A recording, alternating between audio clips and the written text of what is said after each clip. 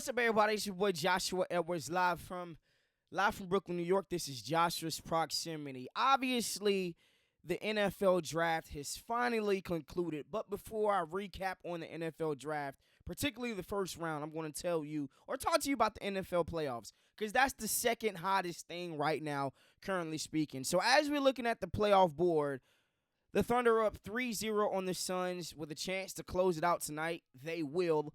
The Lakers are up 3-1 against the Rockets. The Timberwolves are up 3-1 against the Nuggets. Got some key injuries. Obviously, Anthony Edwards and then Dante DiVincenzo tearing his Achilles. Spurs are up 3-1 against the Trailblazers. That series is over with. The Magic are up 2-1 with a chance to go up 3-1 against the Detroit Pistons. It's do or die time for them. I'm getting to that in a second. Raptors are all tied 2-2 with the Cavs. Same with the Hawks. Knicks 2-2. And then, obviously, the Philadelphia 76ers are getting shellacked by the Boston Celtics down 3-1. When you just look at just this overall playoff picture, if you just look at this right side of the bracket, everybody, with the exception of, obviously, the Celtics 76ers game, these series are looking to go 6 games plus. When you look at the left side, not so much. These games look to be wrapped up pretty quickly, all within 5, maybe 6 games, but it's just a tale of two different conferences. The East is wide open. The West is really dominated by, if you want to say 2 to 3 teams, really 2 teams now that the Timberwolves are injured. You can say the Thunder and the Spurs. Those are really shaping up and gearing up to be the 2 teams that become in the Western Conference Finals, the Oklahoma City Thunder and the San Antonio Spurs. The East, what the hell is going on with the Detroit Pistons? What is going on? If they don't find a way to win tonight, the series is over with. Cade Cunningham has to find a way to produce. Jalen Duran, I don't know what the hell is going on. He was a guy in the regular season, and now he's looking like a jag in the postseason. Once again, when it comes to James Harden and these postseason woes, you and Donovan Mitchell should not be tied up 2-2 against the Raptors. You should be up 3-1. If you don't want to give him game 3, I got you, Josh. I got you. But game 4? Too many turnovers. You're not going to win games in the postseason like that. This is why people knock James Harden and say that he's not better than Dwayne Wade, even though the statistics say James Harden is the better overall basketball player. It's for moments like these, moments where you're up 2-1 with a chance to go up 3-1 on your opponent's home court, and you just turn the ball over. You're not producing at a high level, especially when it comes to playoff intensity. You guys look soft, and that's what the Raptors have done. The Raptors have found out a way to beat up on the Cleveland Cavaliers, and that's why this series is tied up 2-2. The Knicks and the Hawks. This series, it was damn near getting out of hand. If the Knicks found a way to run the offense through Karl-Anthony Towns, what they need to do the next game, in game 5. But this is the problem. What is the Knicks' identity? Is the offense going to be ran through Karl-Anthony Towns or Jalen Brunson? You play more efficient when the offense is ran through Karl-Anthony Towns because he's one of the most skilled big men in NBA history. Then obviously when you look at the Celtics versus the 76ers, Joel Embiid should have just stayed home. I'm sorry. Joel Embiid should have never came back to this series. This series is over next game. It's not going past 5. And that's really just the sum of the 2 conferences. Now, the moment that you guys have all been waiting for, the NFL draft. Just a little recap. The NFL draft was hosted in Pittsburgh this past weekend. And this was the first round. A lot of guys were selected in spots that people just didn't have them going. Obviously, we all knew Fernando Mendoza, it was going number 1 overall. I told you on my draft board, I had David Bailey go number 2. He was a better prospect compared to Arvell Reese. 3, the Cardinals did it. They did it. You got to get talent in the building, and they drafted Jeremiah Love. 4, I'm telling y'all, man, I don't like this move. Carnell Tate. Now, this is what I will say. Anytime a receiver is drafted that high, you got to produce. You got to be a multiple all-time pro, first-team all-pro, multiple Pro Bowl, a transcendent guy. Calvin Johnson, Larry Fitzgerald, Andre Johnson, Jamar Chase, A.J. Green, Julio Jones. I mean, these are just guys off the dome that went top 5, top 6.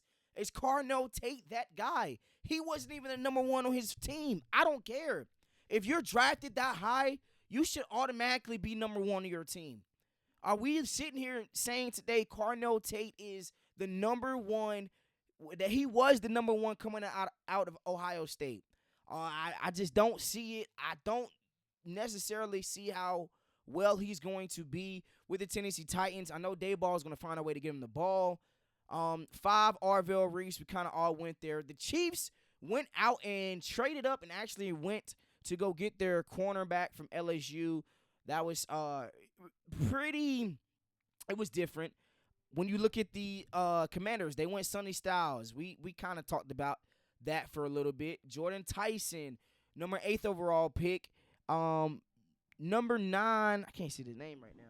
Spencer Fano looked like an offensive lineman that the Browns went with. And then the Giants concluded the 10th pick with another offensive lineman. Now, this is what I will say. This was my top 10 picks, just real quick. 1 was Mendoza. 2, I had Bailey. 3, I had Love. So automatically, I knocked the first 3 out the park. I thought that the Titans were going to go offensive lineman. We actually ended up going him. Number 5, I had who was the 5th pick? I had the Giants going Sonny Styles. They went Arvell Reese. Number 6, I had the Browns going Carnell Tate. 7, I had I had Tyson going off the board. He still ended up going exactly where I thought he was going to go. 8, Arvell Reese. 9, I had Caleb Downs. 10, I'm surprised he even slid that far. And then 10, I had Ruben Bain going to the New York Giants. And this is what I will say. The pressure is on for this fella right here. Aaron Glenn. Now, this might be, let me look at the camera. I can't remember a time where there has been so much pressure on a coach in year 2. And the pressure is on Aaron Glenn because his defense was all-time bad last year. You ended up drafting 3 players in the first round this year. You addressed the need at defensive lineman. Then you went skill player and skill player, a tight end with the 2nd pick, and then you ended up going receiver with your 3rd and final pick of the draft. The pressure is on, man. What is your team going to look like? This was the entire first round. Downs. You had the Dolphins go lineman. You had the damn Rams went quarterback. The Ravens, they went lineman. The Bucks, they went Ruben Bain. The Jets, just like I talked about, you went tight end. The Lions, it looks like an offensive lineman. The Vikings, they went D lineman. We went offensive tackle. Eagles went receiver. And then this is just kind of just how the rest of the board plays. But if you just look at the Jets, the 2nd pick, the 16th pick, and then the 30th pick, there's no reason why Aaron Glenn can't win this year. Geno Smith is your quarterback. Your team has to be better defensively. You were regarded as a highly touted defensive coordinator. So if you don't produce off of these draft picks, when a lot of people say that you had the best draft this football season, you might be going after the second year. And y'all know how I am about black coaches. It's not this many opportunities. But it's really sad that he is having this much pressure this early. We didn't see the same with Dan Campbell. We just didn't.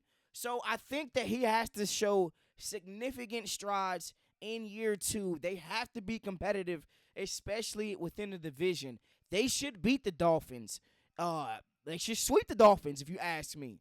They should be competitive against the Patriots. They should be competitive against the Bills. Aaron Glenn, I thought honestly he was going to be fired last year. That's how bad your team was.